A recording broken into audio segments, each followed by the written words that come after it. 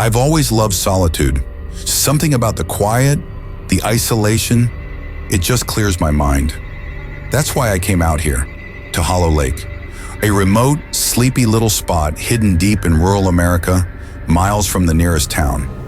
I needed the space, the emptiness, just me, the lake, and the wind through the trees. Ever since Emily died, I couldn't take being around people. Their questions, their sympathy, it all felt so hollow, so fake. She's gone, I know that. There's nothing anyone can say to bring her back. The accident was sudden, an icy road, a curve taken too fast. One moment we were together, driving home, talking about dinner, life, the future. The next, she was gone. It's been months now, and I still hear her voice sometimes, or still see her face. Maybe that's why I'm here, to finally be alone with my thoughts, to shake the weight of her ghost from my mind. Or maybe I just wanted to run away, pretend none of it ever happened. I rented a cabin right by the lake, old, creaky, barely held together by anything other than dust and time, but it had a view of the water. At night, the moonlight would ripple across the surface like silver veins. It was peaceful, or at least I thought it would be. The first night I felt it, the unease, like something was watching me, just outside the window, lurking at the edge of the woods. I shook it off, just nerves, just my imagination running wild in the isolation. But then I saw her. I was sitting on the porch, staring out at the lake, lost in thought. The sun had just set, the sky fading from pink to purple. That's when I caught the movement out of the corner of my eye. At first I thought it was a trick of the light, a reflection, a shadow.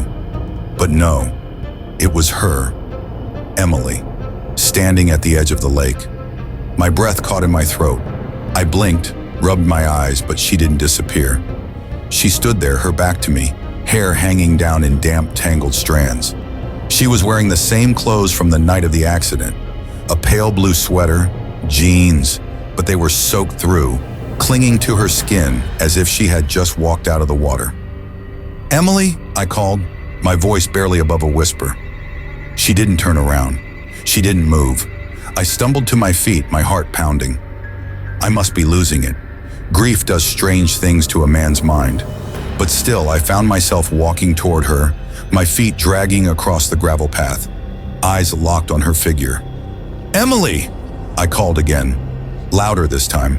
Closer now, I could hear the sound of water dripping from her clothes, the steady plink of droplets hitting the ground. She was so still, unnaturally still. Something in my gut twisted, but I couldn't stop myself. When I reached the lake's edge, she finally moved. Slowly, agonizingly slowly, she turned her head. I saw her face. God, I wish I hadn't. It wasn't her face. Her skin was pale, almost translucent, her eyes wide and empty, black like the depths of the lake. Her lips were pulled into a twisted, unnatural grin, the corners stretching far too wide, almost splitting her cheeks. And her eyes, they weren't human anymore. There was nothing in them but void. I staggered back, bile rising in my throat. This wasn't Emily. This was something else. Something wearing her face, her body, like a puppet. "Come with me," she whispered, her voice soft, almost melodic. "Come into the water." My legs felt like lead, my body frozen in place as she took a step toward me, her bare feet squelching in the mud. I wanted to run, to scream, but I couldn't move. I couldn't tear my eyes away from her. She smiled wider, that horrific grin splitting her face. "We can be together again, forever." The lake behind her rippled, dark and still, as if it were waiting, beckoning me. I could feel the pull, the cold grip of something ancient, something hungry, tugging at the edges of my mind. I don't know how long I stood there paralyzed, staring into those empty black eyes. But then, something in me snapped. My legs moved on their own and I turned and ran, my breath coming in ragged gasps, my heart thundering in my chest. I didn't look back. I couldn't. The air behind me was thick with the sound of her footsteps, slow and deliberate, sloshing through the mud. And then, the voice, her voice, so close, so cold. "You can't escape me." I stumbled through the trees, branches scratching at my face, my hands. The cabin was still a ways off, but I could see the faint glow of the porch light through the trees. I pushed myself harder, my muscles burning, lungs on fire. I just needed to get inside. Inside where it was safe, where she couldn't follow. But I could hear her now, right behind me. The wet slap of her feet, the quiet rasp of her breath. I burst through the door, slamming it shut behind me, my hands shaking as I fumbled with the lock. Silence. The footsteps stopped. For a long moment I stood there, pressed against the door, listening. Nothing.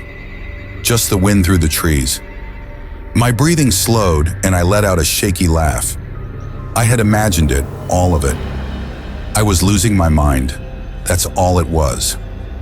Then I heard it, a single, gentle knock on the door. "Let me in," she whispered. The sound was so soft, so sweet, but the terror in my chest was overwhelming. I backed away from the door, my mind screaming at me to run, to leave, but my legs wouldn't move. All I could do was stare as the doorknob slowly began to turn. "No," I whispered, my voice breaking. The door creaked open, just a crack, and I saw her face. Those black, empty eyes staring back at me. That twisted grin. She leaned in, her voice a cold breath against my ear. "We belong together," I screamed.